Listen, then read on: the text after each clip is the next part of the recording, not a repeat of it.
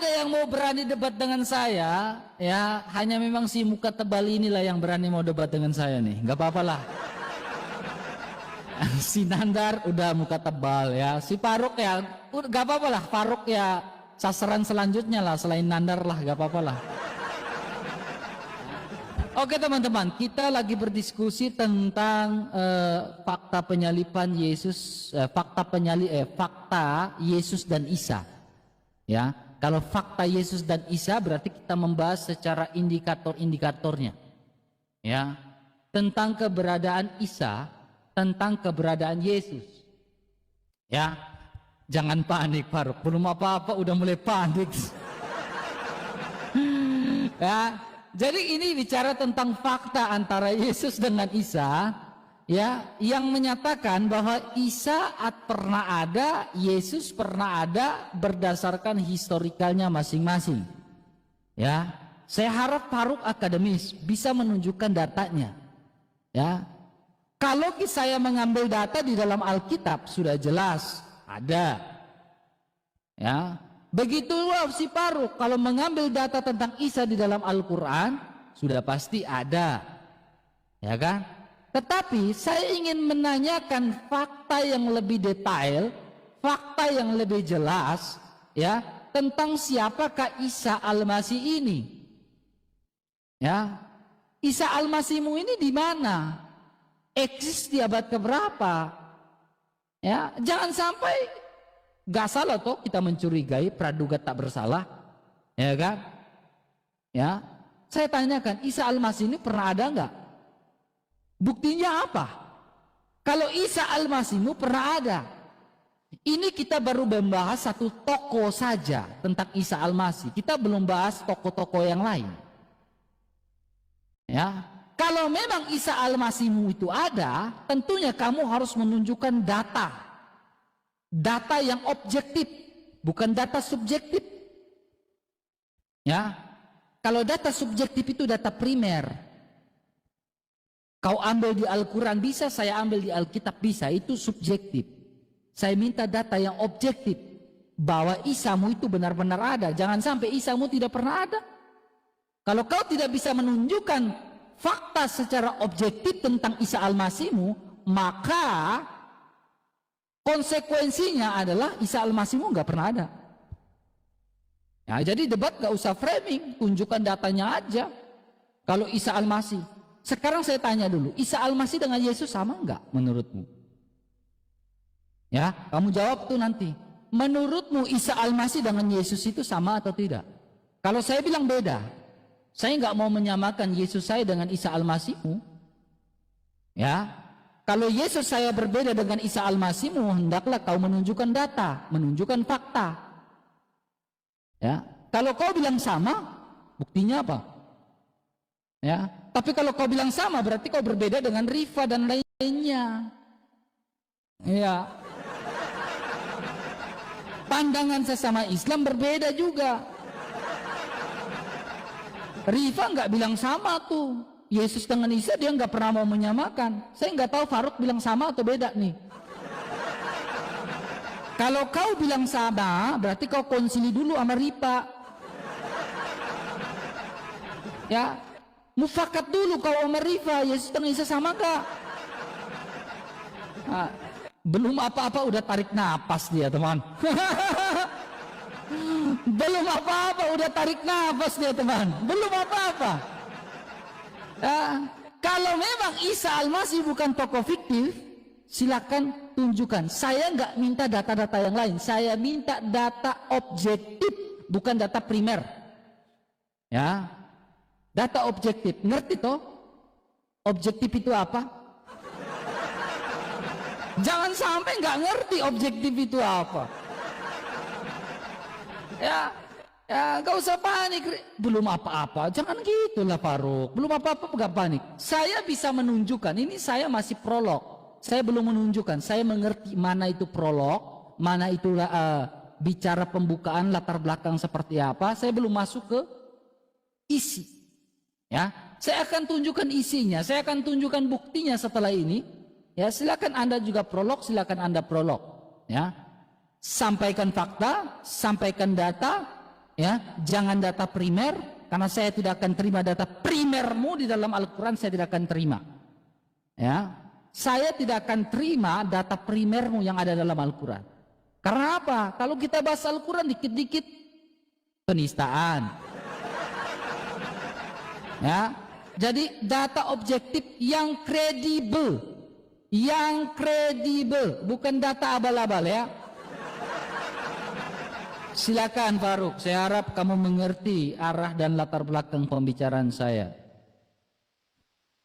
Berarti tadi nggak pertanyaannya ketika kau tanyakan tadi sama aku, apakah Nabi Isa alaihissalam dengan Yesus sama atau beda? Itu kamu ngerti latar belakang nggak? Dengar Dinda tadi pernah nyusun skripsi nggak? Kok belum apa-apa udah kejang-kejang sih? Pernah itu harus tanggapin. Kamu bisa jawab nggak? Silakan jawab. Silakan tanggapi dan jawab.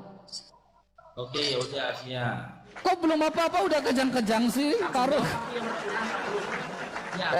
Belum apa-apa udah kejang-kejang kau. Silakan. Prolog kan? Udah dimit Dinda.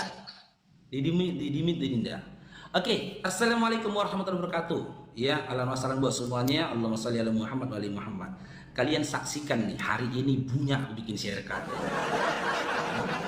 Tadi dia menyatakan teman-teman, datanya itu harus data yang valid, kata dia, yang objektif. Dia tidak mau data yang tertulis di dalam kedua kitab suci, Quran maupun Bible. Ya, karena kalau data dari kitab, kata dia, kitab suci dia, kata dia kan, seakan mengarah ke sana. Itu adalah data abal-abal RK. Di pengadilan manapun kau bawa RK, data yang kredibel dan valid, ya, itu adalah kitab suci itu sendiri. Kita mau berbicara tentang Yesus dan juga Nabi Isa alaihissalam, kita komparasi data yang tertulis dalam Quran dan apa yang dikatakan di dalam Bible kau sendiri. Bukan data di luar itu. Makanya berkali-kali aku bilang sama kalian teman-teman Kristen, ketika kau jadikan Bible kau nggak punya harga diri dengan kau kais-kais buku sejarah untuk membenarkan Biblemu, jangan kau samakan dengan Quranku, Dinda. Seluruh manusia dan seluruh negara menganggap Bible itu nggak punya harga diri. Makanya satu-satunya kitab yang ditolak di sebuah negara, Amerika maupun di Amerika dan juga di Korea Selatan, itu Bible. Jangan kau gunakan sudut pandangmu ketika memandang Bible, kau paksakan menjadi sudut pandangku ketika aku memahami Al-Quran. Oke, berarti fix ya. Ya, materi diskusi kita hari ini Nabi Isa alaihissalam versus Yesus. Gitu loh. Siapa di antara kedua tokoh ini yang real dan juga fiktif? Ketika kita menggali informasi tentang Yesus, kita gali informasi berdasarkan apa yang tertulis dalam kitabmu, yaitu Bible. Dan sumber informasi kami ketika kami mengkaji tentang Nabi Isa alaihissalam, ya, acuan kami adalah Al-Quran, bukan buku sejarah atau buku-buku lainnya. Quran as-sunnah, yaitu sunnah Nabi Muhammad SAW, yaitu hadisnya. Nah, sebelum kita bahas ke situ, sebelum kau tanya aku, Nabi Isa alaihissalam dengan Yesus ini sama apa tidak? Kita kaji dulu. Isa alaihissalam sama Yesus yang mana yang benar-benar dilahirkan?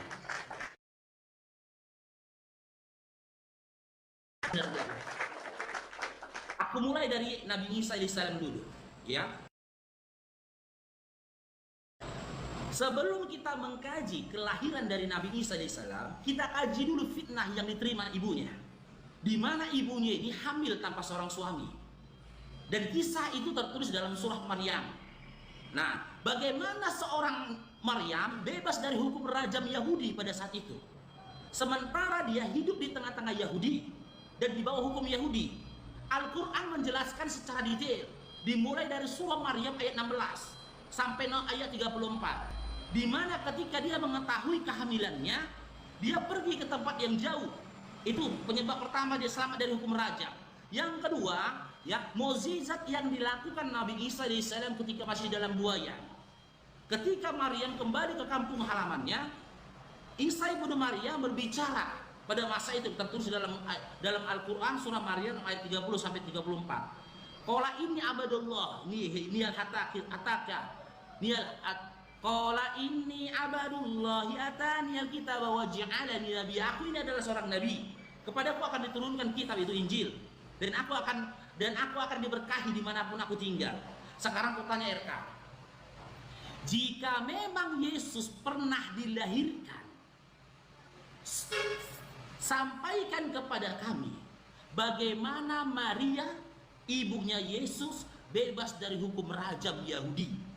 Sementara dalam Ulangan 22 dari nomor 15 sampai 30 sudah ditentukan hukum rajam Yahudi, di mana wanita yang berzinah, kata zinah, hamil tanpa seorang suami atau yang kedap laki lain, itu harus diseret di depan pintu rumah ayahnya, dilempar batu sampai meninggal.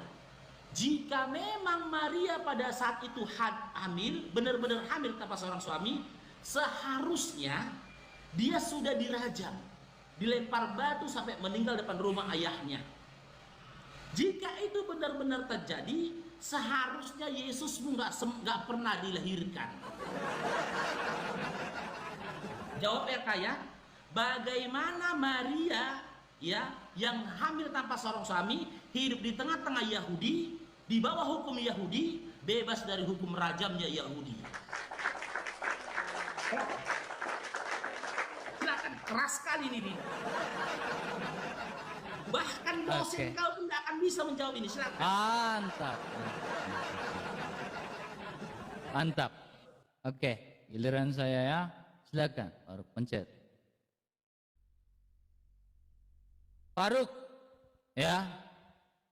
Ternyata Faruk tidak berani keluar daripada arah historikal dan sejarah.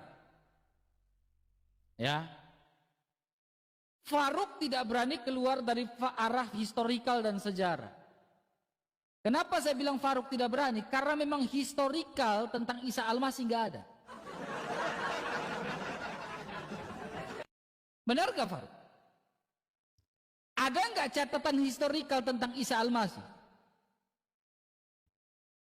Kamu hanya berputar itu seputar kitabmu saja. Katanya diskusi akademis, katanya diskusi ilmiah, tetapi masih keras si Rifa lah ini. Masih keras si Rifa. Rifa berani objektif, gak membawa Al-Qurannya. RK, jangan subjektif RK, objektif RK. Jangan bawa Al-Quran maupun bawa Alkitab. Berarti masih keras si Rifa. Kalau ini katak dalam tempurung teman. Kenapa saya bilang katak dalam tempurung? Gak ada ilmunya membahas sesuatu yang akademis dalam fakta historikal. Gak ada ilmunya. Dari tadi gak bahas dia fakta sejarah. Itu subjektif sekali Faruk. Dengar baik-baik. Saya nggak mau membahas sesuatu yang subjektif. Dengar baik-baik. Saya minta sesuatu yang objektif. Saya nggak mau sesuatu yang subjektif. Saya tanya dari awal, ya. Isalmu itu dicatat oleh fakta historikal, fakta sejarah. Siapa yang mencatatnya? Adakah fakta sejarah yang mencatat tentang Isa Al-Masih? Makanya kalau disuruh sekolah Faruk. Sekolah umum, biar belajar secara ilmu pengetahuan umum. Maaf. Ya, maaf. Saya bahas tentang fakta. Fakta yang objektif, bukan fakta subjektif. Ngerti kan? Di sini kita bahas tentang triangulasi data. Pernah nggak dengar triangulasi data? Pasti nggak pernah dengar, makanya saya bilang sekolah. Triangulasi data ini bicara tentang data kuantitatif dan data kualitatif. Bentuklah sebuah metode, namanya metode triangulasi. Ya, kalau data yang subjektif itu kitab saya udah selesai, udah apalagi ya udah lakum dinukum selesai, lakum dinukum. Ya, kemudian kedua ya, saya nggak mau bahas yang lain, kau perhatikan baik-baik. Saya akan jawab sebuah pertanyaanmu secara teologis akan saya jawab ya. Ya, ini waktunya tipis. Yesusnya kami, Marianya kami berbeda dengan Marianya kamu. Kenapa saya bilang beda? Nih, kau perhatikan baik-baik. Marianya kami di dalam Lukas pasal 2, ketika menerima kabar gembira dari malaikat Gabriel, dia mengatakan, jiwaku memuliakan Tuhan, hatiku bersorak-sorai karena juru selamatku. Bergembira Maria kami. Nah sekarang kita lihat, bandingkan dengan Maryam 23. Dia bilang apa nih? Rasa sakit melahirkan memaksaku bersandar pada pangkal pohon kurma. Dia Maryam berkata, oh seandainya aku mati sebelum ini. Maryam, kamu kenapa mengatakan, oh seandainya aku mati sebelum ini? Berarti Maryam kamu teladannya berbeda dengan Maria kami yang betul-betul bersuka cita. Seandainya aku mati sebelum ini, beda enggak? Beda. Tapi ini gak enak, gak keras kita kalau bahas ini. Ya, kita bicara tentang, kau bicara tentang ilmu hukum kan? Berarti kita bicara tentang dwiganda saksi nih. Fakta, berarti dwiganda saksi. Ya kan? Catatan, saya ulang lagi, catatan sejarah mana yang mencatat tentang Isa Al-Masih? Gak usah kemana-mana, bukti bahwa Isamu bukan tokoh fiktif. Ya, manusia ini punya historis gak? Punya kan? Ya, ini ketawa karena ketawa orang gak sekolah nih, agak berat. Dikit lagi kena penyakit ain, berat nih. Kalau ada catatan historisnya berarti bukan fiktif. Saya minta catatan historisnya bahwa Isamu itu dicatat dalam sebuah historik. Di abad keberapa dia hidup? Di abad keberapa dia eksis? Maryammu itu hidup melahirkan Isa di abad keberapa? Pemerintahan raja siapa? Bukti bahwa dia ada, bukti bahwa dia eksis. Ya, tolong jawab, jangan kemana-mana, gak usah bahas Alkitab dan Al-Quran, bahas sejarah. Ya, kayaknya kamu gak paham ya Faruk ya. Ayo Dinda, silakan Dinda. Biar abangnya tanggapi. Jawab ya, fakta sejarah ya, silakan. Silakan Dinda, silakan Dinda. Ya, sebenarnya saya pribadi ya saya pribadi itu prihatin dengan narasinya RK, di mana seakan-akan dia lebih percaya tulisan sejarah yang ditulis oleh manusia ketimbang Bibelnya yang katanya firman Tuhan. Coba. Dia mengais-ngais tulisan sejarah untuk mengetahui tentang Yesusnya sendiri. Coba. Makanya aku bilang, satu-satunya kitab yang gak punya harga diri tapi dikatakan kitab suci, Bibelnya si RK. Seakan-akan narasimu mau menyatakan Bibel kau itu tidak mampu menjelaskan dengan logika. Bagaimana Maria hamil, bagaimana Yesus lahir, bagaimana Yesus tumbuh dan berkembang. Gak mampu Bibel kau. Gak mampu. Saran aku RK, ganti saja Bibel kau dengan buku sejarah. Ya. Saranku jemaat itu ketika pergi ke gereja suruh bawa buku sejarah saja.